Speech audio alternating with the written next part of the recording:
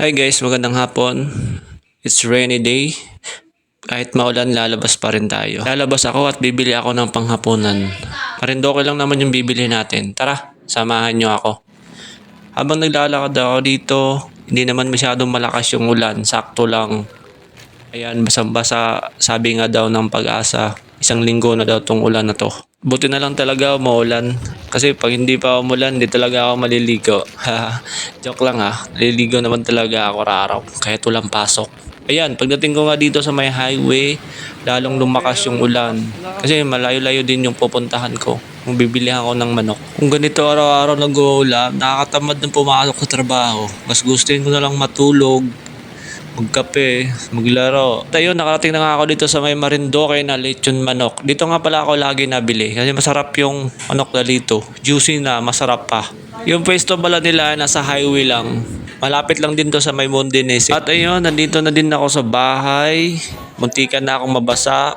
Slight na slight lang. Kasi dyan na kayo doon sa mga naririnig nyo. Kasi habang nagbo-voice over ako, may mga tao din kasi nagsasalita sa labas.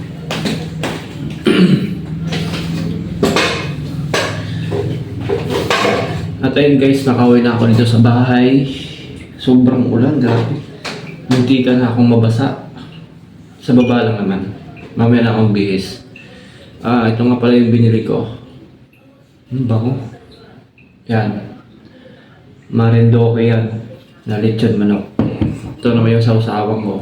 Isang sili lang naman. Yan lang yung sausawan nila. Toyo at saka sili. Tapos kanin ko.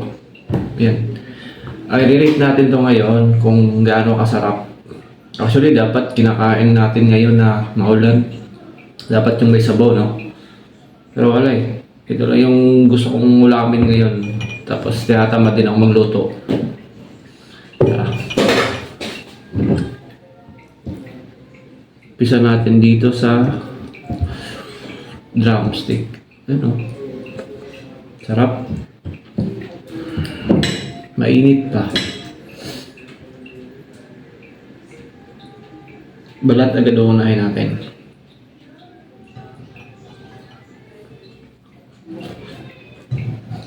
Solid.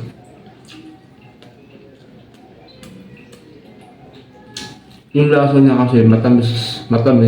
Yung tantong matamis, sakto lang. Unlike sa ibang manok na sobrang tamis talaga kasi nga katulad ng chokes to go. Wala. At dito sa sobrang sarap ng manok nila, hindi na ako makapagsalita. Kumain na lang ako ng kumain hanggang sa matapos yung kinakain ko. Kaya, tara, sabay na lang akong kumain guys. Na-rate ko pala ito, 9 out of 10. Yun lang. Bye-bye.